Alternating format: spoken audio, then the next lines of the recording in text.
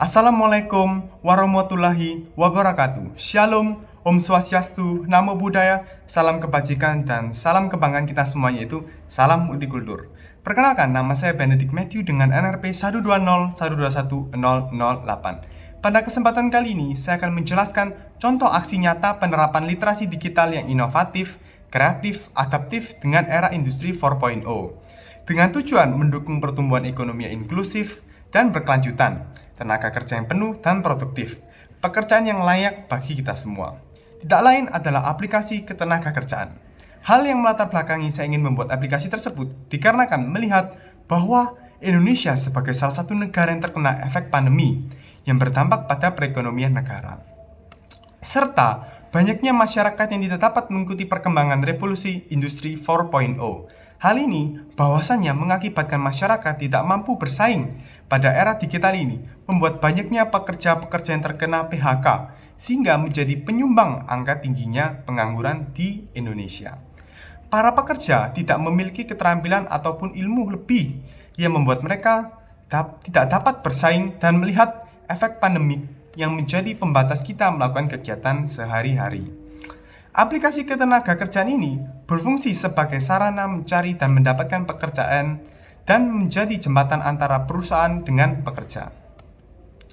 Aplikasi ketenagakerjaan akan bekerja sama dengan perusahaan-perusahaan swasta ataupun pemerintahan dalam membuka lowongan kerja, sehingga masyarakat di seluruh Indonesia dapat mendapatkan pekerjaan yang layak tanpa harus datang ke lokasi dan bertatap muka secara langsung, mengingat masa pandemik saat ini, dan juga para pekerja dapat menghemat waktu dan biaya transportasi.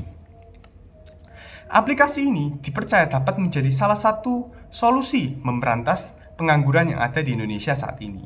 Aplikasi ini bekerja secara virtual dengan cara para calon pekerja dapat melihat bidang pekerjaan apa yang tersedia di profil perusahaan-perusahaan yang ingin serta perusahaan pemerintahan dan melihat standar serta syarat-syarat yang dibutuhkan untuk mencalonkan diri di perusahaan tersebut.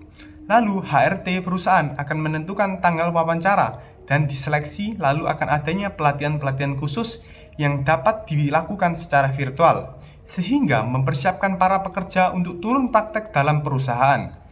Jadi ketika telah diterima menjadi pekerja di perusahaan tersebut, maka pekerja tersebut baru datang ke lokasi tersebut.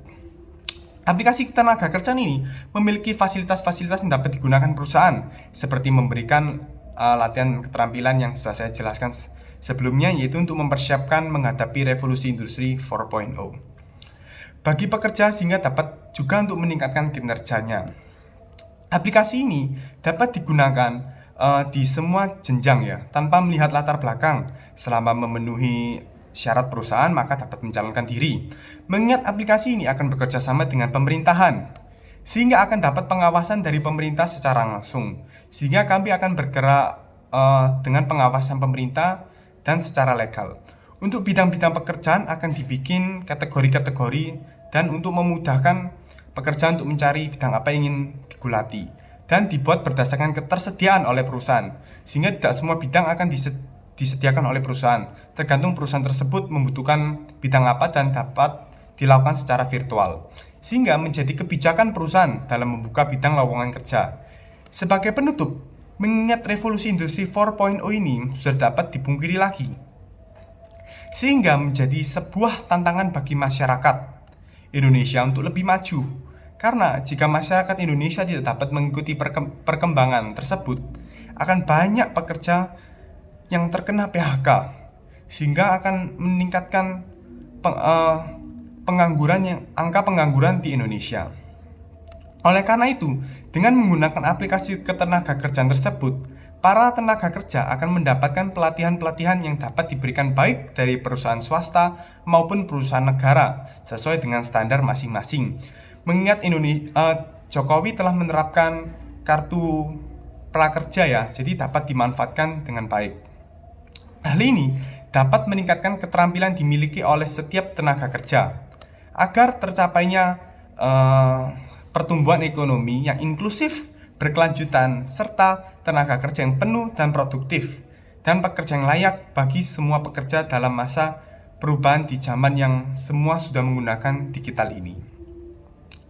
Oleh karena itu, kita sebagai zaman di milenial ini, kita harus memanfaatkan dengan baik digital serta internet untuk memanfaatkan ketenaga kerjaan di era pandemik saat ini. Demikian, terima kasih.